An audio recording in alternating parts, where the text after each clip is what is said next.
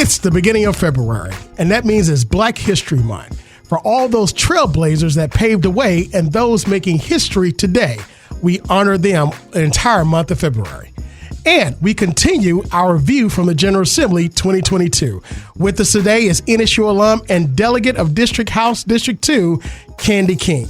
And in our second half hour, we'll see what's impacting our community. We'll welcome Dr. Mark Davis of the United Way of Southampton Roads to talk about an amazing scholarship for African-American students in STEM. It's Save the Water. I'm your host, Dr. Eric Claville, and we'll be right back in just a moment.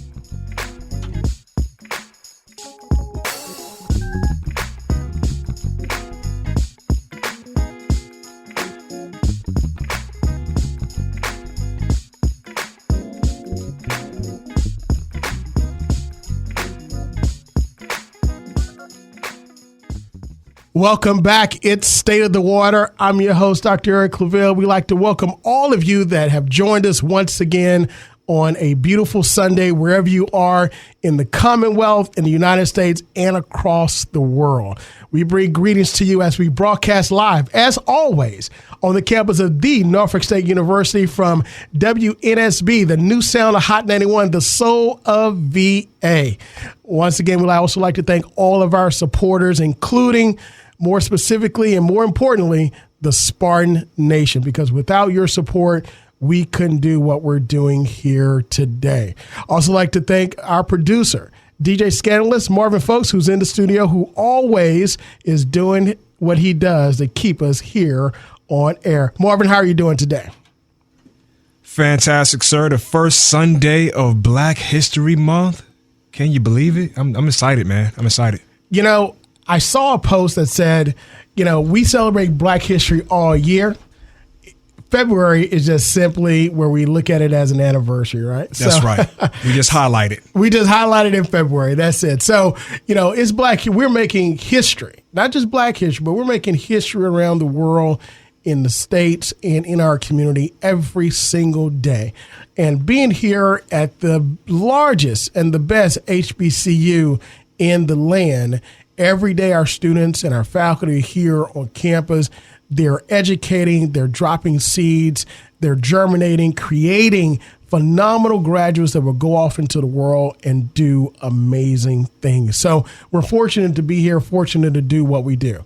And with that being the case, what better way to kick off Black History Month here on State of the Water than to highlight one of our phenomenal graduates who's serving in the Virginia legislature, advocating not just for her community, but for all of us here in the Commonwealth. Delegate Candi King, welcome here to State of the Water. Hi, thank you so much for having me, and happy Black History Month. When I stepped onto the campus of Norfolk State so many years ago, what was missing for me was a love and a pride for my African ancestry, and Norfolk State University gave me that. So Black History Month is a special time for me and my family and in my community, and I'm so excited to kick off the first Sunday of Black History Month on State of the Water. Again, I remember when we met several years ago through our mutual friend Jasper Hendricks, who's doing a phenomenal job in Tennessee, which we actually we talk just about every day. So I remember meeting, and it was like a kindred spirit, right? We gelled immediately, the things that we were passionate about, our people, the students, and just moving our university and our community forward was front and center. And that's what I really appreciate about you, your life work, and what you and your family is doing right now. Absolutely. You are correct. It really was like kindred spirits, and what you've done and given to the university has just been such a tremendous blessing to the Spartan family. So thank you for using your talents and your gifts to just bless this university community. And we see it all throughout our Commonwealth, Spartans who are doing tremendous things in all areas, including government. So I'm excited to talk about what's happening in the General Assembly this year. Well, look, let's get right to it then, because there's a lot that's taking place. We've had a great change in the Commonwealth, right? And you were part of that change in the last administration where we had both houses in the General Assembly, the House of Delegates, the Senate, and every top office in the Commonwealth, from the governor, lieutenant governor, all the way down to the attorney general, that was of the Democratic Party. And we saw major strides in criminal justice reform, major strides in voting, financial support, not just in word, but in support of financial dollars to HBCUs, and so many, many things that impacted our everyday lives. Tell us a little bit about something that you're most proud of your work in those last 4 years. And we're going to make a hard pivot to what's going on now. Sure, absolutely. You're correct. These last few years, we've made generational change. And that Senator Jennifer McClellan always reiterates that fact. We've made generational change, and now we're fighting to protect that generational change. But one of the things that I'm most proud of is the historic investment in historically Black colleges and universities. For too long, and for me personally, I started my career working and advocating for Norfolk State University, and for too long, the needs of our communities and our institutions were on the back burner. And former Governor Ralph Northam and our Democratic majority and colleagues on the other side of the aisle as well made funding our institutions a priority. I'm so privileged to work alongside Delegate Luke Torian, who was the first Black man to chair the House, a very powerful House Appropriations Committee. And over the last 2 years, you saw him bring HBCU funding to the forefront. And that is something we're fighting to protect, and we're fighting to ensure that the next generation of HBCU graduates and students don't have to fight for funding, that we are treated as, valuable assets to the Commonwealth. So I'm super proud of the work we've done over the last few years. Absolutely. And one thing that really helped to create that change are the voters. Getting to the polls, being able to advocate for the issues that affect you the most, but more importantly, not just getting to the polls and advocate, but ensuring that your vote counts by giving more options, convenience in order to vote. That happened while you were serving in the House of Delegates. Yes, we passed the Virginia Voting Rights Act, and that is right up there with HBCU funding for me, because even though, and I say this jokingly, because right now I serve on the Privileges and Elections Committee, and people are trying everything in their power to roll back all the access to voting that we have created. The 45-day waiting period, the 45-day early voting period, same-day registration that will be coming online later this year. All of these things we've done to get people access to voting. People are trying to pull back. But the thing about it is, the other party won with these rules. And so it's really funny to me to see people try to pull back things that actually help them win. And we're not mad at that because we respect the process. But we know that too many people have fought and died for us to have the right to vote. And we have gotten to a place where voting is accessible to all, including folks in the disability community, and we're just fighting really hard to protect those gains and voting rights that we've made. Let's make a pivot to what's taking place in the General Assembly now. So we know that the state voted through the process that when you were serving last, as you mentioned, they won under. So the governor, lieutenant governor, attorney general, and the House are now in Republican control. So that means that various agenda items are there that they're advocating for. The Senate is still Democratic. With that being the case, what do you believe would be the impact on access to the ballot box if these measures that are currently working their way through the General Assembly are actually passed into law? So I think that if some of the measures you see in the House of Delegates were passed, it would be extremely dangerous. But right across the water, you have the legendary Senator Louise Lucas, who is fighting in the Senate and leading the Senate every day. And they have already killed most of the worst proposals related to voting rights. And I have full faith and confidence that my colleagues in the Senate will continue to kill these measures that want to block people from voting, because it's bigger than just voting access. There are people elected in Virginia who participated in the January 6th insurrection. There are people elected in Virginia who want to cast doubt on the safety of our elections, which is just foolishness. And so it's not just about changing the rules or rolling back the access. It's about creating a narrative. They want to create a narrative that our voting is somehow unfair or unsafe, which we all know is the furthest thing from the truth. But if any of these measures were to somehow make their way to the governor's desk, it would be detrimental for communities of color, because then people would be able to elect who they want. You know, people who work shift work and who work long hours wouldn't have the options to do early voting for 45 days, to do absentee voting with no excuse. All of these things that have just made it easier for everyday working families to participate in the process. You know, I always like to say that one great thing that we have about our country, we have many great things about our country, but one great thing about it is one person, one vote. And it's an opportunity for every single citizen in our country to say, I want this policy or I want this person to represent me. And I think it's something that we should fight for tooth and nail to keep, to ensure that it stays that way. And other countries try to emulate us to do so. Yeah.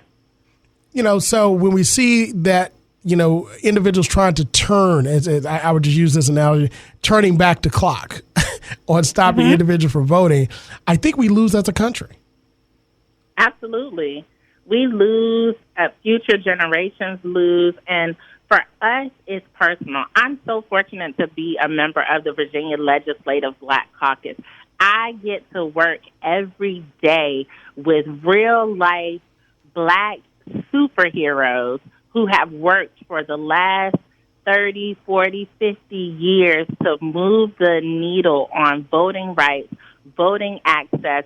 The late, great Senator Yvonne Miller, who worked for years for automatic restoration of rights for those people who have served their time. And that is coming to fruition because of the work of people in the Virginia Legislative Black Caucus.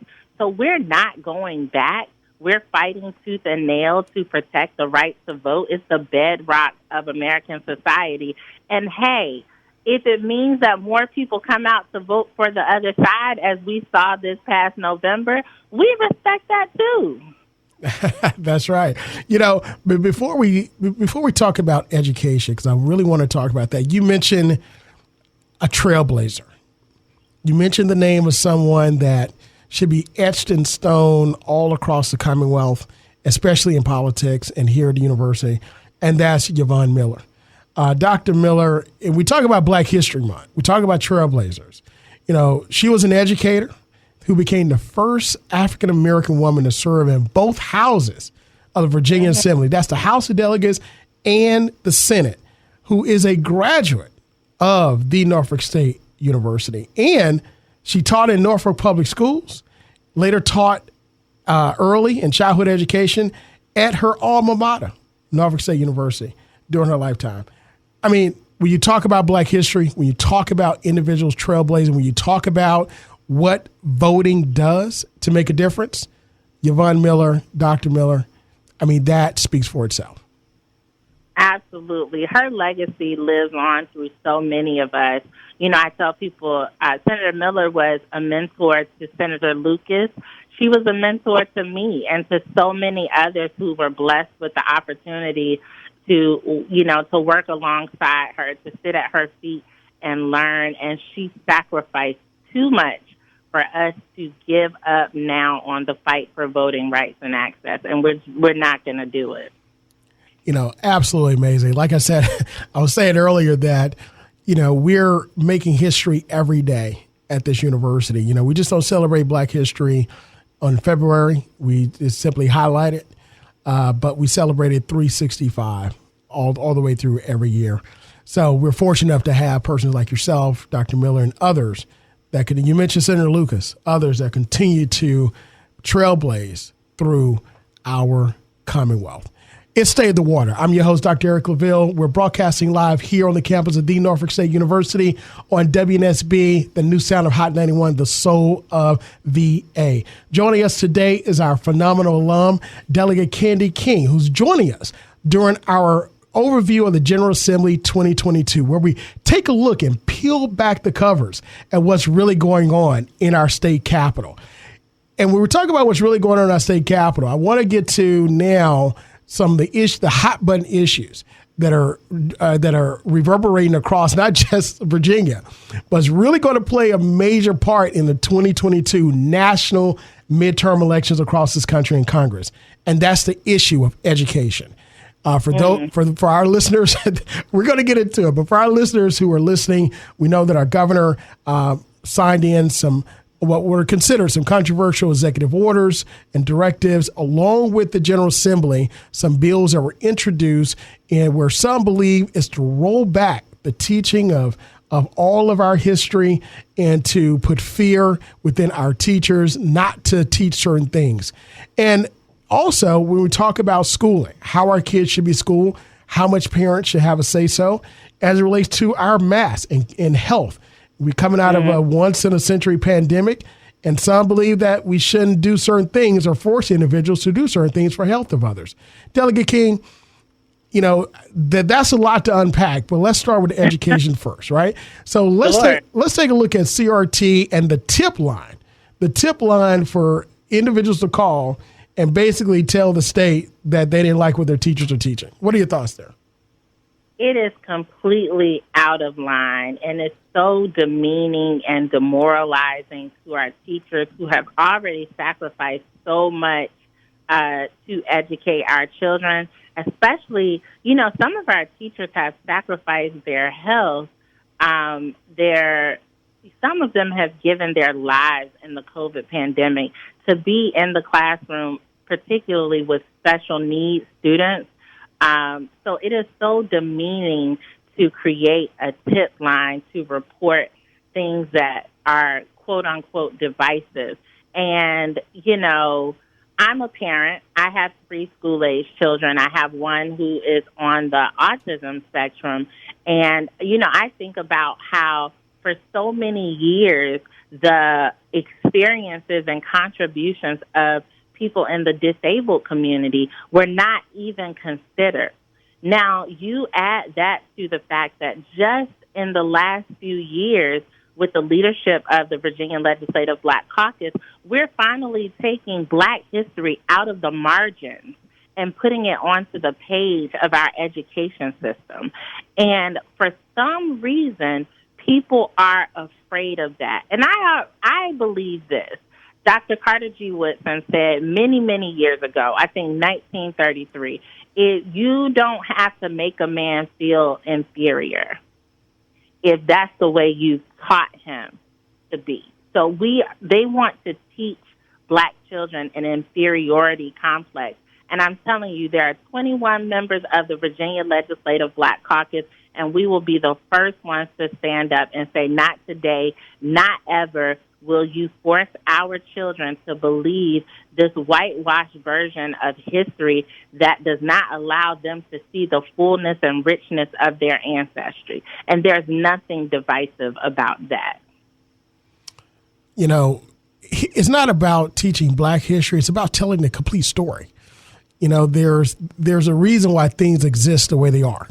And if you don't tell all of it, then you get a closed-minded view of actually why things are. As the old saying says, it takes 2 to make a thing go right? Well, yeah. It definitely takes more than just one perspective to understand all of why society exists the way it exists. It's not about blaming anyone. It's simply about telling how we got where we are and being able to learn a better way in the future, right? Exactly. And I think that it is not just harmful to Black and brown children.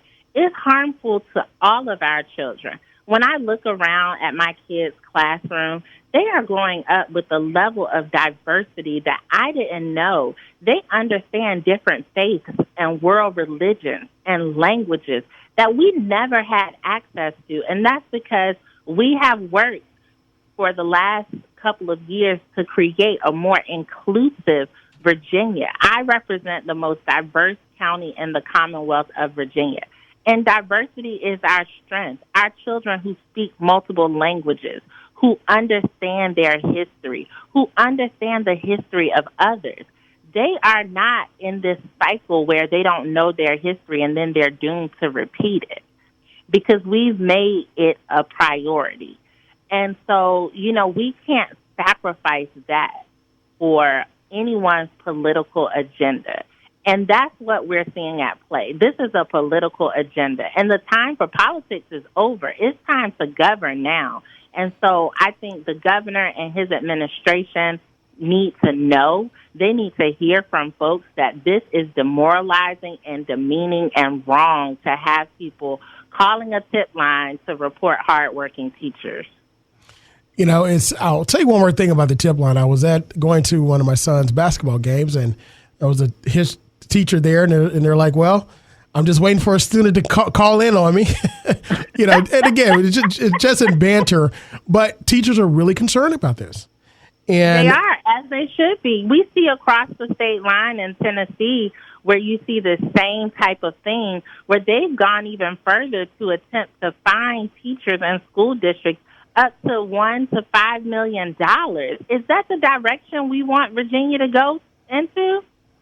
Well, I don't know where they're going to get the money from, because unfortunately, our teachers aren't paid that much. But again, to your point, we have, when you go into the profession of educating, you're not going in to get wealthy. You're not going in to get rich. Right. But you're going there because it's in your heart. There's a passion that's there, that's burning deep inside for you to pass on knowledge in order to create the leaders of the future. So we've got to make sure that we continue to support our educators, support them fully moving forward to make sure that our future remains bright. And to do that, Delegate King, I want to talk about our HBCUs. Now, in the last gubernatorial administration, it was an 800% increase in funding to our public HBCUs. Norfolk State was the leader in that, receiving funding from the last administration. Of course, you were a part of that in pushing that funding and pushing that narrative. How much more do you believe that we should, this gubernatorial administration and this General Assembly should invest in our HBCUs? So, this administration needs to put its money where its mouth is, because over the last year, we heard so many promises to fund HBCUs, and from, then candidate Glenn Youngkin, now Governor Glenn Youngkin. And I believe, all of these promises were made, and I'm showing up with, show me the money. Show me the priority. I think it's really important that this administration not only invest in HBCUs, but also respect HBCUs enough not to make that investment contingent upon using HBCUs to further a particular political agenda. So it should not be quid pro quo or tit for tat. It should be fully funding so that our students graduate with less debt. They have more access to jobs and to contributing to our Commonwealth. So I have the full expectation that this administration will honor the promises made during the campaign to fully fund Virginia's historically black colleges and universities. All right. And again, we know you being a product of the best HBCU in the Commonwealth. The Green and Gold. We know that you're going to be at the forefront pushing that for us. In our last several minutes, I want you to talk to us about something that's passionate on your heart and something that you're advocating for in the General Assembly and how we can support that.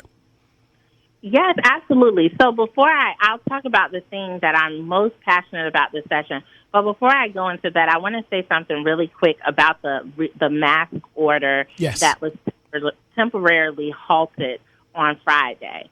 I want to say to those parents who have children who are immunocompromised, to those teachers who are fighting cancer, who are trying to protect themselves and their family from COVID. I just want you to know that there are 48 people in the House of Delegates who have your back. And we are fighting for you every single day, because you should not have to put your life on the line to work in our school systems. And the law is clear. So absolutely, I am absolutely delighted to see the judge recently stop the governor's anti-masking order. And I believe this is the first step in really protecting people, and that I'm hopeful that the governor and his administration will see this as a sign and follow the law that we created last year to require schools to follow the CDC guidance on masks. So I just want to say that. Now, for the thing that I'm most passionate about this year is House Bill 160, which is known as Mia's Law. I have crafted this bill based on the story of a young 19-year-old Mia Marcano, a young woman with a beautiful future ahead of her, who was tragically murdered by someone who worked in her apartment complex, who used a master key to enter her apartment complex. So I've created a law that would first require apartment complexes to do background checks on any person who enters housing units. You should not have people entering your home who have potential criminal histories and assault charges and all of these harmful things. And then the second part of Mia's Law is to create a system for managing electronic keys. More apartment complexes are using keypads and key fobs, and there should be a process for protecting these instruments for access to people's homes. And we want to pass Mia's Law to prevent any other family from going through what the Marcano family is going through. And we have bipartisan support, but I ask your listeners to please remember House Bill 160, Mia's Law, and when you're talking to your legislators, your elected officials, please ask them to support this legislation. That's House Bill 160, Mia's Law, which helps to protect us in our community and really across the Commonwealth. Bipartisan support. That's a passionate bill by our very own NSU alum and Delegate Candi King. Thank you so much for all that you do for us. And listen, let me tell you, you mentioned you have 48 people serving that have the back of the people in the Commonwealth. I tell people all the time, NSU is fortunate because we have six delegates and senators who are serving in the General Assembly. That's our other HBCUs have one. I think the most is one that they have combined currently serving. I mean, so that is monumental. And in contrast, I just want to say this, UVA has 16. We have 6. Well, listen, that is a contrast, but, Spartans are leading the way. We are often, especially in the Virginia Legislative Black Caucus, we are often the conscience of the House of Delegates. We're helping people to see things from a lens outside of their own perspective. So we're fighting the good fight, and Spartans are right there in the front of the pack. Absolutely. Delegate King, thank you so much for joining us on Stay in the Water. Listen, we're going to have you back after this session wraps up to give us an idea of where do we go from here, all right? Anytime. Thank you so much. Behold the green and gold forever. Absolutely. All right. God bless. Bye-bye. Well, Marvin, once again, when we talk about leading the way, Delegate King is an example of Spartans leading the way. And when we talk about having the back of not just our community, but the Commonwealth for what we call common sense policy and legislation for the greater good, that's an example of it. We're fortunate to have, who we have serving. We're fortunate to have the type of quality education and the brightest of the brightest coming out of NSU going into the world. This is Stay the Water. I'm your host, Dr. Eric Claville. We want you to stay tuned for our second half where we talk with Dr. Mark Davis of the United Way of South Hampton Roads and the impact that they're having. We'll be right back. Program support sponsored in part by Region 20 Adult and Continuing Education Program. Region 20 Adult and Continuing Education Programs provides classes for those seeking a high school credential. They also offer certification and training programs to students in southeastern Virginia. The Portsmouth locality is offering a free pharmacy tech certification program to those who currently hold a high school diploma, as well as those pursuing a GED. Interested students must take the test for adult basic education and must score at least at a 9th grade level. You can reach us at 757-393-8822. For more information, region20ace.com. That's region20ace.com. Welcome back at Stay the Water. I'm your host, Dr. Eric Claville. We like to wish everyone that's listening to us a happy Black History Month. This is a month where we simply recognize the trailblazers and those who are making history today throughout the world.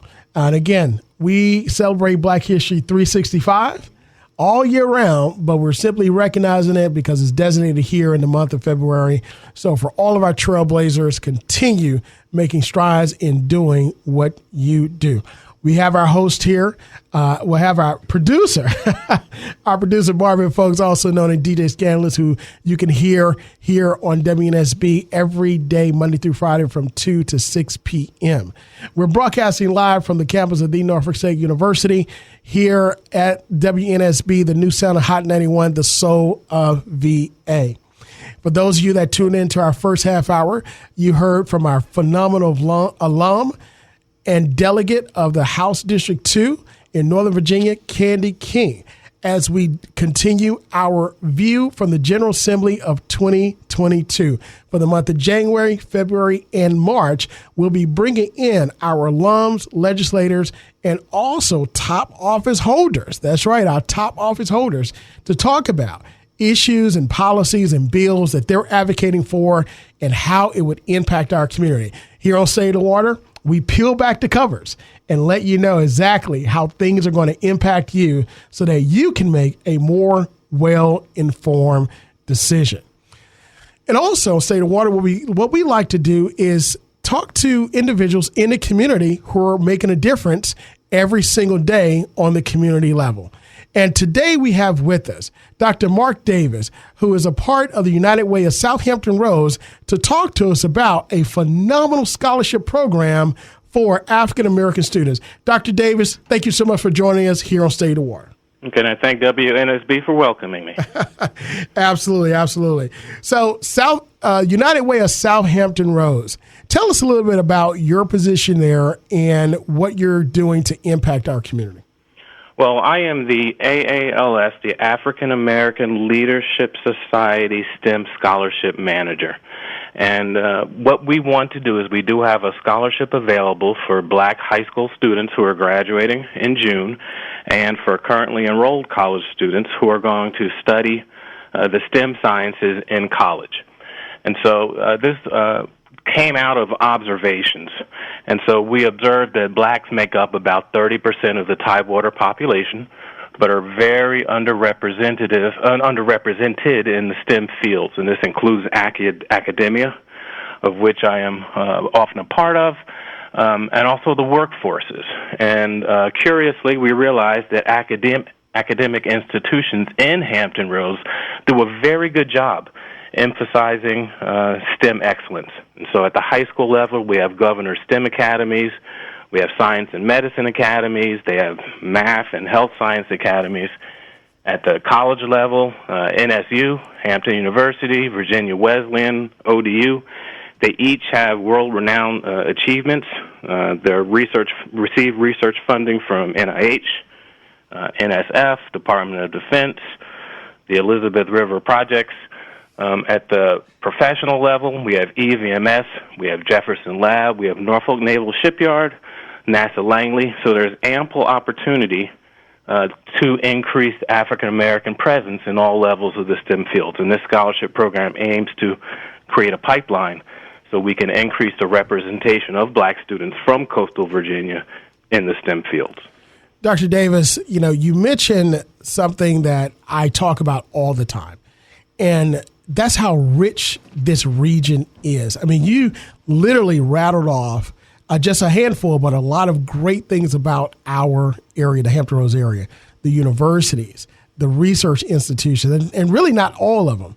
But because of the richness of our area, we have also a wealth of individuals that we can pour into and invest in. And what your scholarship does is that it pours into and invests in some of the brightest of our community. Tell us a little bit about who could qualify for this scholarship. Okay, to be eligible for the scholarship, you do have to be black and a citizen of the United States. You should be a current resident of Southampton Roads with a high school or college GPA of 3.0 or higher. And as I mentioned, if you are currently a high school student, you will be graduating in June, aiming to major in anything in the STEM fields, that's science, technology, engineering, and mathematics. If you're a college major, freshman, sophomore, junior, seniors, you're all eligible as long as that GPA is a 3.0 or higher and there is a financial need. You know, you mentioned the STEM field, and you also stated that a lot of your work has been done in education. From your vantage point, and also through the mission of the United Way in this initiative, how important is it to invest in this particular demographics or group of young learners? It's very important, and of course we hear about the importance of diversity everywhere, but we don't want to be diverse just to say we can be diverse. Diverse collaboration identifies and addresses problems and proposes solutions in a more innovative manner than groups of equal caliber who are more homogenized. And so usually the textbook example is many of our listeners probably know somebody who has diabetes, and many blacks respond to diabetes medicine differently. Some a little bit more strongly, some a little bit weaker. Same thing with diuretics.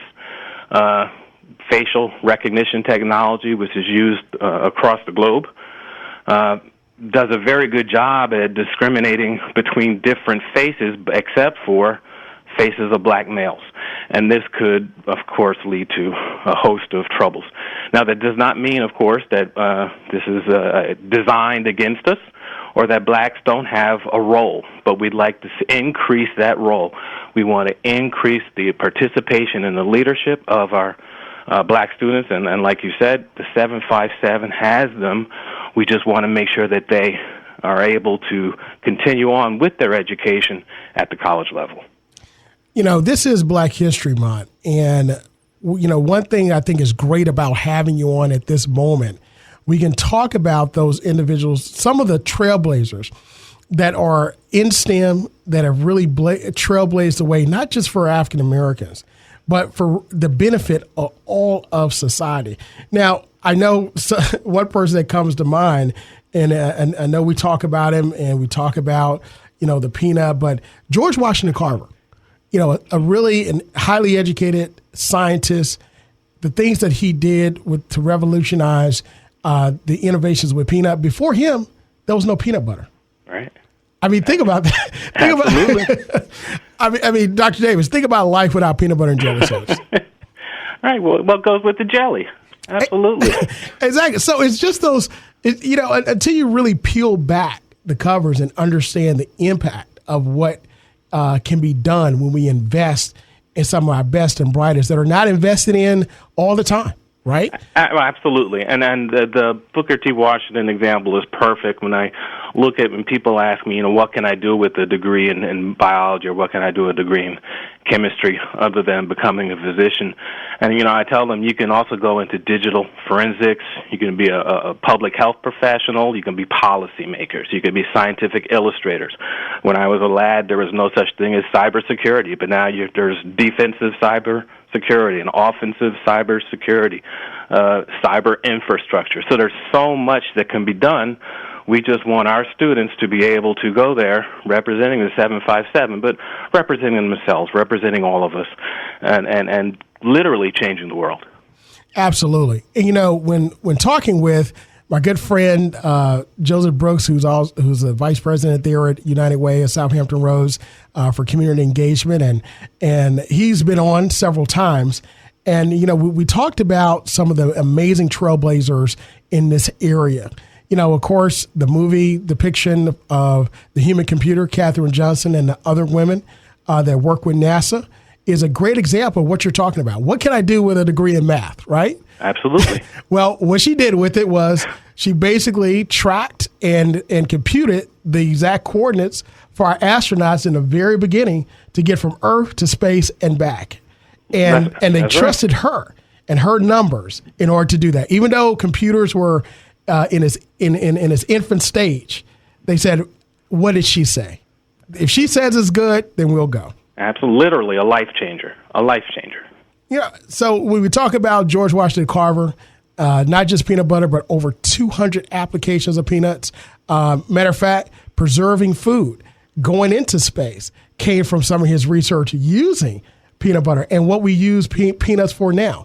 And in addition to that, with Katherine Johnson, human computer, how Hollywood has shown us what can be done. And I don't know why I'm on the space tip now, but let's go with Dr. Mae Jemison, first African-American woman in space.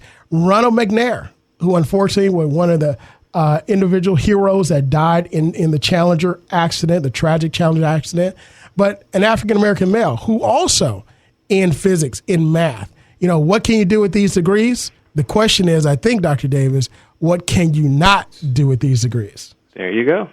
I could not have said it better. Hampton University is still sending up their weather satellites, their AIM satellites. There's just so much opportunity in our Tidewater region, and we can really spearhead, like I said, we really want to create a pipeline of students from the 757 who contribute worldwide to the success in the STEM fields.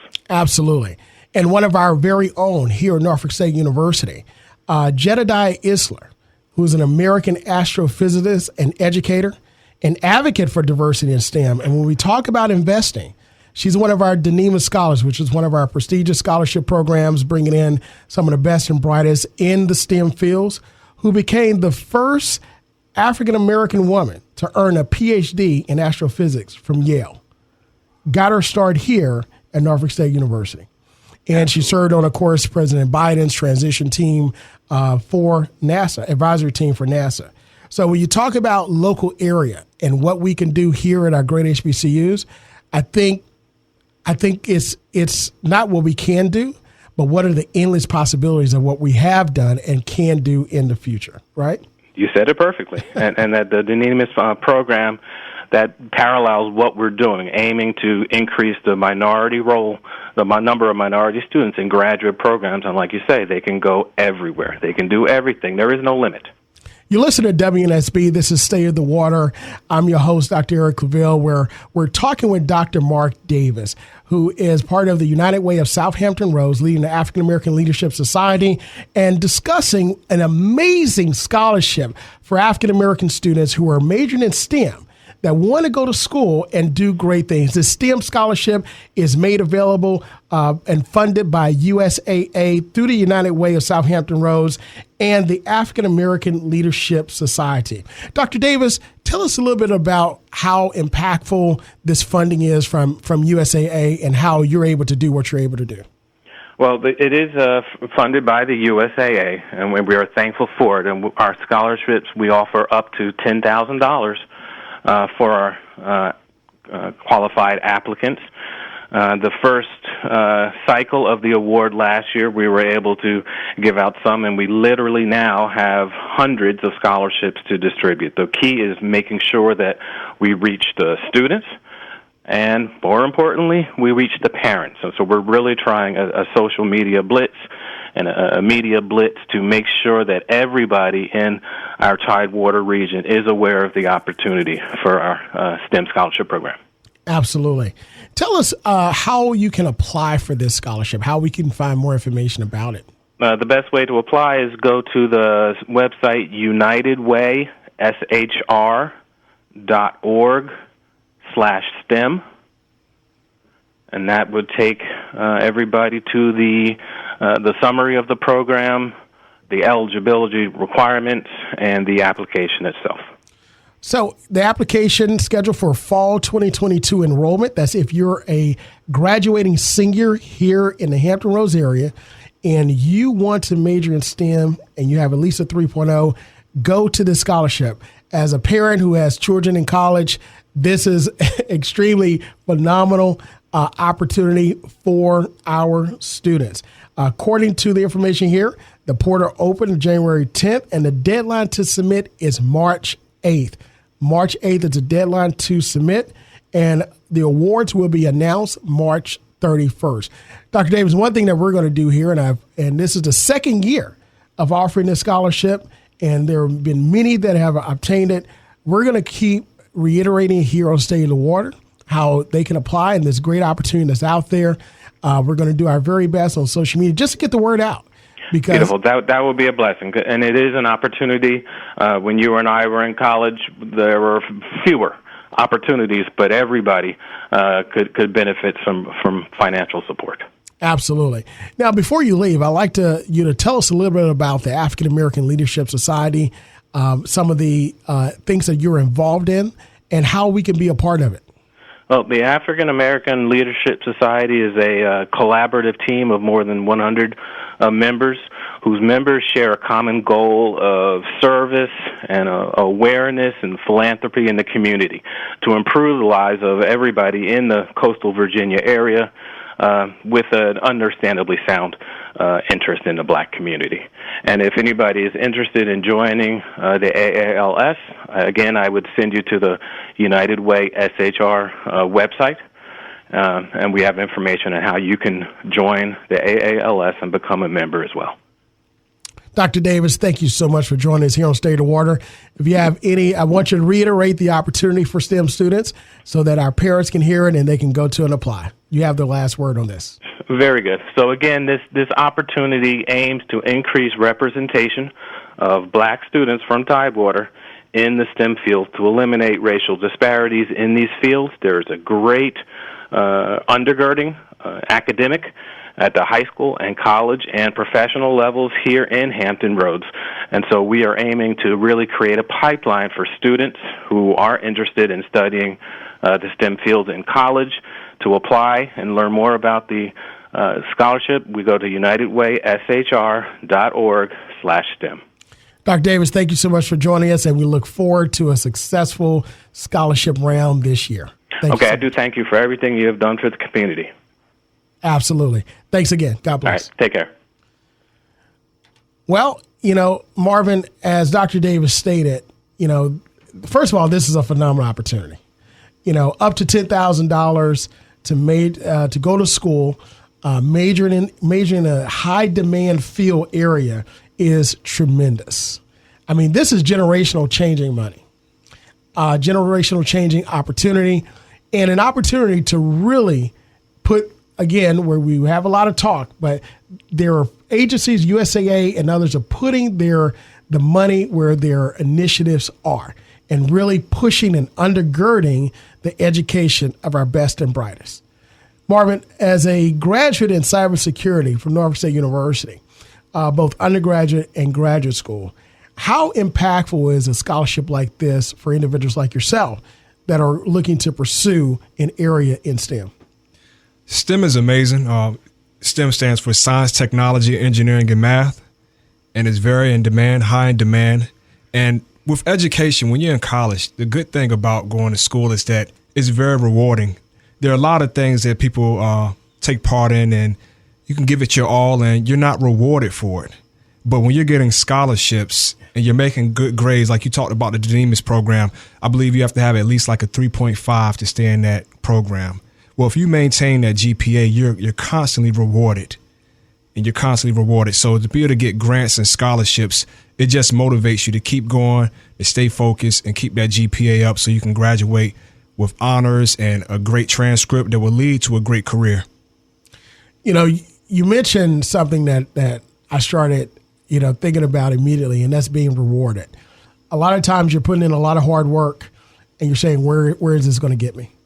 And sometimes as students, we become discouraged. Heck, sometimes as adults, you become discouraged because you're putting in a lot of good work, a lot of hard work, a lot of good capital, and you're saying, where is the reward? That's right. So this scholarship says to our students, you know what? You went to 12, 13 years, maybe 14 with the preschool years of schooling. Here is your reward.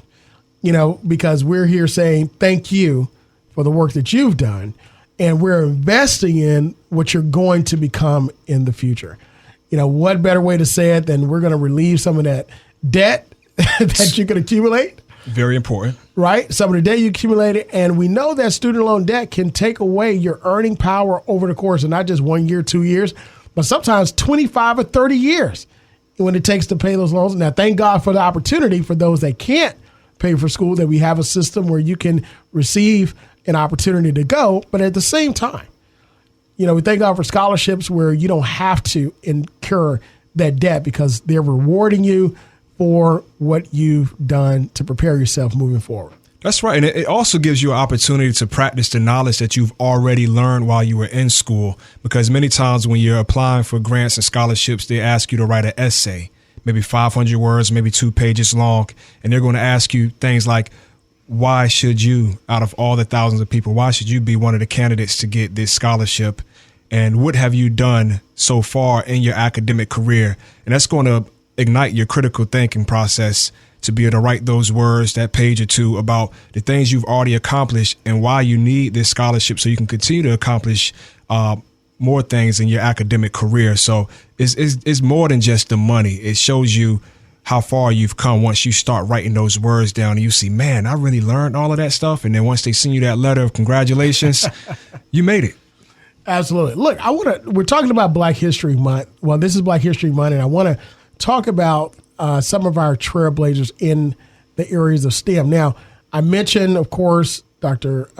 George Washington Carver, Mae Jemison, Katherine Johnson, and our very own Jedediah Isler, and also the unfortunate tragedy that we had in the Challenger of Ronald McNair. And we got a lot of Ronald McNair scholars across the country and institutes there. But I want to talk about the need for STEM, the need for African Americans to be represented in STEM. So this is according to Insight into Diversity. It's an article you can take a look at, insightintodiversity.com. It says that the underrepresentation of Black Americans in science-related fields remains a significant problem in higher education and the workforce at large. Listen at this. African Americans make up only 9% of science, technology, engineering, and math workers, and just 6% of research and professional STEM doctorate degree recipients, according to a 2021 Pew Research Center study. I mean, those numbers are alarming, and it's eye-popping. But 9% for all science, technology, engineering, and math. All fields within STEM. Well, workers now. So we're not talking about the all professionals. We're talking about workers. And 6% of research and professional STEM doctorate degree recipients. So that's taken it a step above, because we talked about the ability of getting your doctorate and the things that you're able to do moving forward. And getting that doctorate behind your name means so much, because it's a lot of extra work, but the research that you put into it, the time you put into it, and you become an expert in that field where you are concentrated in it. When your voice is spoken, when your article is read, when your dissertation is presented, when you sign your name and say, this is what I'm putting my name to, it carries weight. And when that name, when that article, when that degree has behind it an African American, that sends a much larger signal as well in those fields, across the community, and the like. So as we talked about with Dr. Davis, the question is not what can you do with that degree? The question is, what can you not do with that degree? So at Norfolk State University, we're making that difference, giving individuals the opportunity for that foundation, but not just a foundation, but also an opportunity moving forward in order to get that doctorate here at the university, at our university, in certain fields, but anywhere. Just like Dr. Jedediah Isler, She would, from Norfolk State to Yale University, to a history maker, being the first African-American female to receive her PhD in astrophysics. It speaks for itself. It speaks for itself. So the entire month of February, we're going to continue this overview from the General Assembly. We're fortunate enough to be able to make history every day. Our phenomenal alums who are serving in the state legislature are making history. We've had several on already. Of course, Delegate Lamont Bagby, who is the chair of the Virginia Legislative Black Caucus. Delegate Cliff Hayes, who is also a part of the House of Delegates and a major supporter of the university and Stay the Water, good friend. Delegate Candi King, who we just heard, who you heard her passion. You heard the things that she's advocating for, and her passion and her heart for not just HBCUs, but more specifically for her community, families, working moms, professionals. I mean, that common sense public policy just oozes out when you listen to her passion and what she's advocating for. Also, we have, as part of our alum, the only Black Republican House of Delegate member, A.C. Cardoza. We're going to have him on, newly elected out of the city of Hampton. So again, we're not monolithic as an African-American race, but we have different views. So we're going to have him on as well because he is part of not just the General Assembly, but one of our alums. And we mentioned Senator Louise Lucas, and who is a history maker of our own right as the Senator Pro Tem of the Virginia Senate. That is the first time an African-American woman actually served in that position. She's still serving. And Senator Lionel Spruill, what he's been doing and has done for the university and continue to do across the board. Again, we're fortunate to have 6 alums serving in the General Assembly, making strides, making history, ensuring that what we do continues to be done. And again, I want us to understand how significant that is. Significant because if we compare UVA, they have 16, we have 6. If you look at the how many persons are at each university, the endowment, the funding, and all that, and we're producing at our numbers those many individuals serving in the state legislature, that is monumental.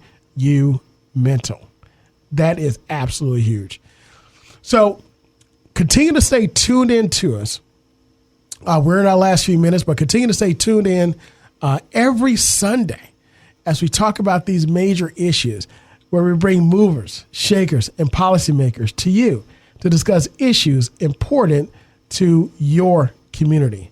We'll continue this overview from the General Assembly.